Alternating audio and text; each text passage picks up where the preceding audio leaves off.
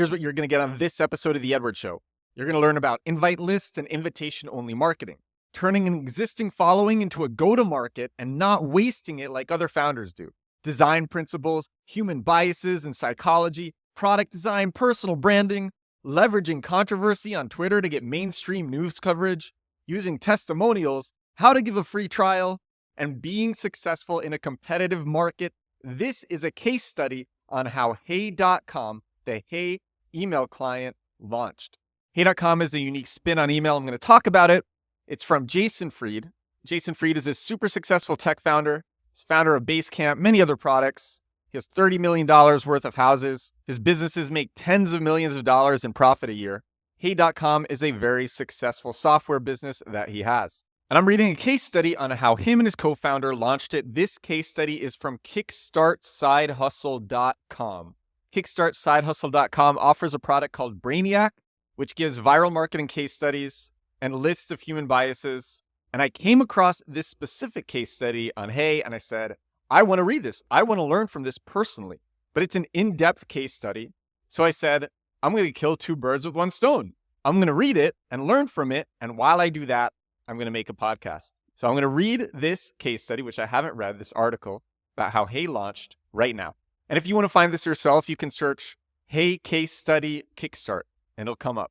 How Hey Email got 100,000 users in the first week. Hey Email, a $99 per year email service app with @hey.com addresses that aims to fix what's wrong with email in general.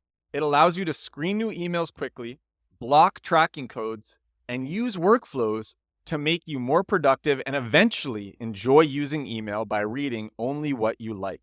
Hey Email History Timeline. February 2020, Jason Fried and David Heinemeier Hansen, I hope I pronounced that correct, the co-founders of Basecamp, announced the new email service. June 15th, 2020, Hey is launched. People from the waitlist are being let in. To that day, more than 50,000 invite requests have been sent. A week later, that was over 100,000 invite requests sent. June 18th, 2020, 3 days later, Apple rejected releasing an update of the app due to its breaking Apple's policies, mainly for not working after you download it. Many other apps work that way, which caused the story to spread to the likes of The Verge and Business Insider. The day before, the first App Store reviews are flowing in. Then June 19th, 2020, Hey already surpassed Superhuman by the number of reviews, beating a competitor that had been present on the market for more than a year. Crazy. Superhuman is very well known. So that's 4 days after launch, and it has more reviews than Superhuman. December 16th, 2020, Hey was mentioned as the top 15 best productivity apps of 2020 on Fast Company.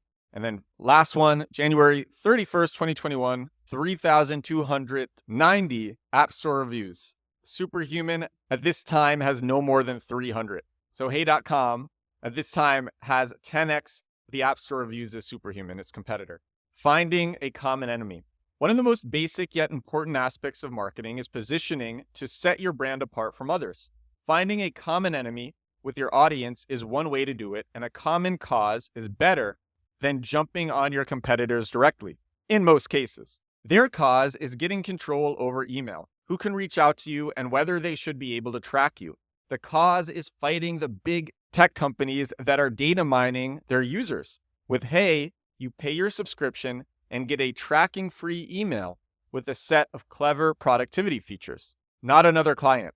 Hey is not another email client that allows you to use Gmail and work emails. It requires you to use it as a whole, either with @hey.com or by moving your domain to the service. Take it or leave it. This makes the product simpler from the user's perspective and helps to deliver on the promise. Probably also makes it easier to develop, similar to how Apple has a closed ecosystem. Hey email marketing strategy, pricing. Hey's main competitor is Superhuman, which also aims to boost productivity while using email. However, Superhuman aims to be a posh premium style app that costs $30 a month, while Hey is priced at $12 per month or $99 per year, making it more accessible. It's one of the reasons why it's much more successful than its counterpart. Personal branding. Hey email marketing strategy initial success is linked to the success of Basecamp's co-founders Jason Fried and David Heinemeier Hansen. With Basecamp, they fixed productivity/task manager tools which stood contrary to what bigger companies have offered. Jason and David's personal brands are in line with going the reasonable way when it comes to developing software, and so does Hey. Who owns Hey Email? Hey Email is owned by the founders of Basecamp, Jason Fried and David Heinemeier Hansen. Both of them have quite powerful personal brands on Twitter, totaling a combined 640,000 followers, which they could capitalize on when promoting their new email app, since it fits perfectly with what they've been preaching before many of their followers wanted to try it out. When was Hey launched? Hey Email was launched in June 2020 as a premium email service. How was Hey Email created? The project was announced by Fried and Heinemeier in February 2020, so a few months before June, when it was launched. According to the creators, they wanted emailing to be faster and simpler for users. Hashtag, you download the app and it doesn't work. After the release, Hey required you to pay through their website, and only then iOS could work. If you didn't, the app only showed a logo, even without any sign of how to buy. The problem is that it had been perceived as trying to squeeze Hey into Apple's in-store payments, from which they get a 30% cut. David Heinemeier Hansen took it to Twitter and posted under a hashtag which exposed other apps such as Salesforce Inbox, Tesla, or JP Morgan that worked exactly as theirs. The two sides found a compromise after just a few days, but it shed light on a bigger problem and got picked up by mainstream media. This gave Hey a solid boost of reach. So Hey wanted people to pay through the website so that the App Store wouldn't take a 30% cut. And if you didn't do that, the App Store showed only a logo without any sign to buy, and people perceived that as not working.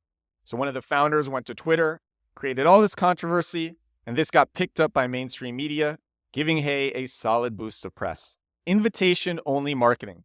A part of the Hey email marketing strategy was using the good old invitations to let users in gradually. The byproduct of that is it makes the whole experience more exclusive and builds demand, and they did it by letting in their first couple hundred followers from Twitter in batches to then more than 50,000 users who joined the waitlist. So people were let in batches. This is the same approach that was used by Gmail in its early days or by Superhuman. And then there's a bunch of positive reviews that people are giving just on Twitter alone from being let in because they feel exclusive. They're proud to be let in early. They want to share that. Hey emails testimonials. Hey relies heavily on testimonials on their website. They are even more prominent on the site than the app's features. The landing page uses these testimonials to build trust and interest, then gives more info to make the decision on signing up for the trial. And all their positive reviews are retweeted when people make them on Twitter. A 14-day free trial. Hey didn't start with a free trial, but later on they added it as a step before going in for the purchase. You don't need to enter any credit card details, so it's all about you figuring out whether you like the service or not. So they have a 14-day free trial. Basecamp-like communities. The brand of Hey is quite similar to Basecamp's, which is okay if you like the other and not okay if you'd like something more, well, elegant. However, it works for Hey. They have a loose, friendly, and human voice, and it allows them to make a one-on-one relationship with their customers. Twitter support. Many people go with their problems to Twitter to make sure that they're seen and that their problem is taken care of. Hey had public support active on Twitter, but it was eventually discontinued. But during the time that it was active, it showed customers that Hey was dedicated to them. And when people tweeted at Hey, their followers saw it, which was more free awareness. Hey for domains. Hey added a new feature called Hey for Domains. They introduced this through invitations like they did with their launch. And it was basically all the functionality of Hey, but with one paying account and then a few other features. And you could use a custom domain, which means that you could use Hey for your business. So now you could have it end in at whatever your business is, .com, .co, .io, whatever. They originally called it Hey for Work. So this is Jason Fried announcing it on Twitter. The Hey for Work invites are rolling out. Over 12,000 people on the list. Just sent the first 250, aiming to get through 1,000 today, and then we'll accelerate until the list is done. Then a pause, then full-on public launch. Here we go. That's cool. He's doing the launch as build in public, saying how many people are on the list, how many invites were sent out, the goal for today. It brings people into the energy of the launch. I love that. Then he commented a few minutes later, just sent out another 250. That's 500 so far today. So good. I really like that. Something that I did is I set up an automation. This was before And then Twitter killed its API with Zapier, so I couldn't do this, but I'm going to reset this up through a different way. When we put in freemium for our company, Reverb.chat, we would have several new customers a day just from SEO. And at the end of the day, I would say how many paying customers we have, what our MRR is, and how much revenue has been made so far. And that would just be sent out as an automation every day through Zapier, and people loved it. Oh, and then I did hashtag build in public, and people loved it. People were asking all these questions. Where did you get these customers? What was the launch story like? And it branded me as this entrepreneur who knows what he's doing, which is true. But it was just this easy automation that I set up that I didn't have to manage after it was set up. And it just got awareness for me and my company, Reverb.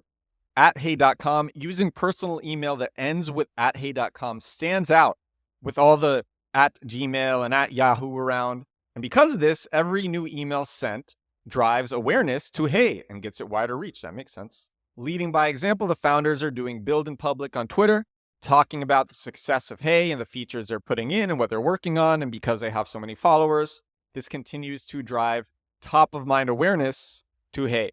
All right, before I talk about psychology, I mentioned this on yesterday's episode, had a brilliant idea, had a really nice article that I was included in on LinkedIn, where I was mentioned as a top startup creator on TikTok, along with other people who I really respect, one of whom, Nicole Weishoff, I saw in person at New York Tech Week last year.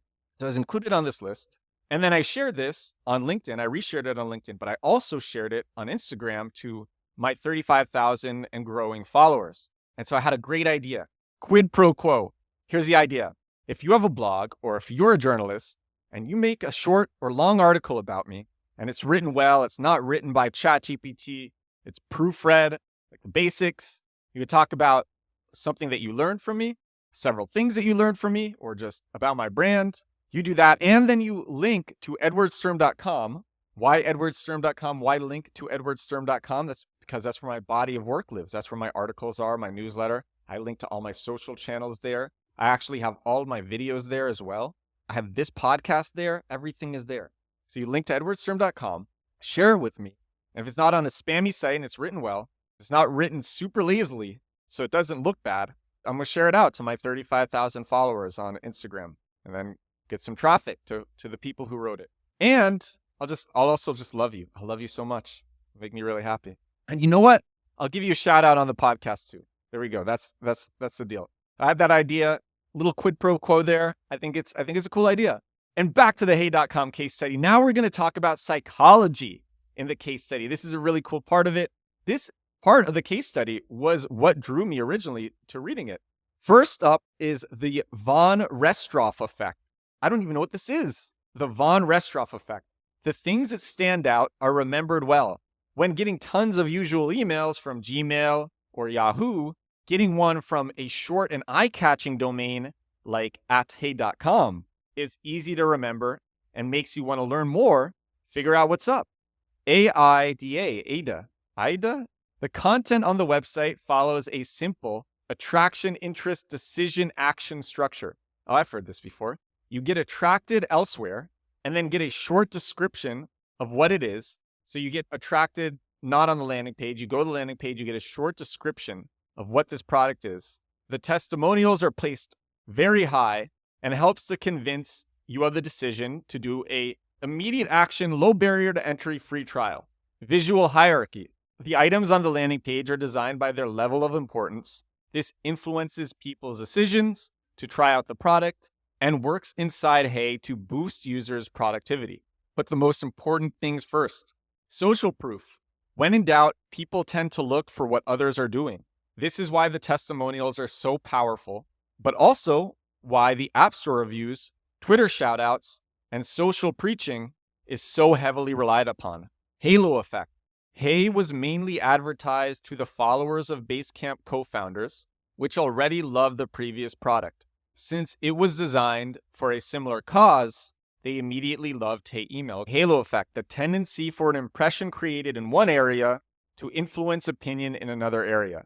For example, the ads have had a halo effect on international services. And so Basecamp had a halo effect on Hey Email. Authenticity effect, I've talked about this one before. People prefer companies that appeal as more authentic. I actually think, having a daily podcast is one of the crazier things that I have done. It doesn't seem crazy when you think, oh, he just goes and sits at some place, a cafe, his home, and he records.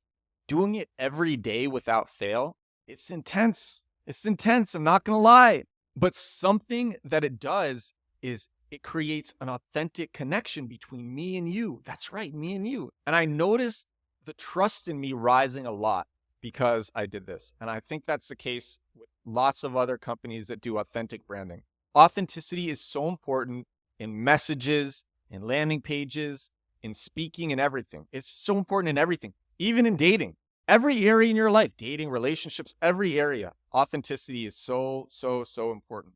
So this case study says people prefer companies that appeal as more authentic.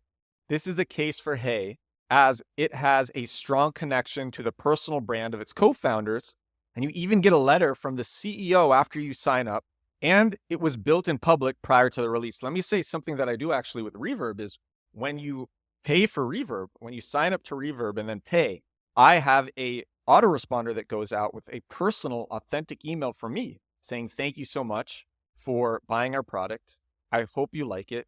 If you have any thoughts, please let me know. I also say you could check out our Chrome extension for Reverb. I do this for another one of our companies, Commit Club. Authenticity is so important, really is so important. And this is the last part. We are at the last part of this case study. Crazy case study, window of opportunity. Hey entered a space that is extremely saturated as people have formed their email habits over years, which are now hard to break. However, it's all about product market fit, and the creators of this app knew that best. It does all but try to appeal to everyone. It simply matches the audience that wanted these features, similar to bottom of funnel search engine optimization, where you target the people who just want what you have. Hey does not try to appeal to everyone. It matches its audience. It's heavy on privacy, and its brand is authentic to what it does. And this part is cool. So building a personal brand is one thing that makes such projects successful, but building a brand around the good cause is even better. Then you can build more products that are in line with this cause and get users instantly, just how Hey did when it leveraged Basecamp's community. And that is the case study. Thank you to kickstartsidehustle.com for this case study. So we learned about reading this, invite lists and invitation-only marketing, sending out these invites to the co-founders, followers, and to Basecamp's users, sending out them in batches to people who are on the wait list, turning an existing following into a go-to-market and not wasting it. We learned about design principles, human biases and psychology, the way that they structure their landing page, leveraging controversy on Twitter with the App Store, testimonials. Those testimonials are important. Like I said, when something's written about me, I share it. Builds trust. I'm actually going to make an episode about this either tomorrow or the next day. Really excited for this episode. It's about how I made it past the point of me looking embarrassing in terms of building a brand. When you start, people who know you, they look at you. What is this person doing? And they kind of laugh at you because you're trudging through the mud, trying to figure things out, wandering in every direction. And people will laugh at you. And now I'm at a point where like hot girls are reaching out to me, asking my advice. Everyone's messaging me, just wanting to make sure that I notice them. People who knew me before and who are laughing, it's like hilarious to me. Like people get validation from me responding to them. And part of this is because when something is written about me or I get a good review or somebody says something nice about me, I reshare it. I reshare it all the time. Builds trust. How to give a free trial. They put in a 14-day free trial. And being successful in a competitive market, their unique name and authentic branding distinguished them. That is all for this episode of The Edward Show. This was episode 266 of my daily growth hacking, growth marketing podcast. Hope you enjoyed this one. It is a sunny, beautiful afternoon here in Poland, and I am privileged and lucky to be recording this for you. Thank you so much for listening. Thank you so much for watching. I will talk to you again tomorrow. Bye now.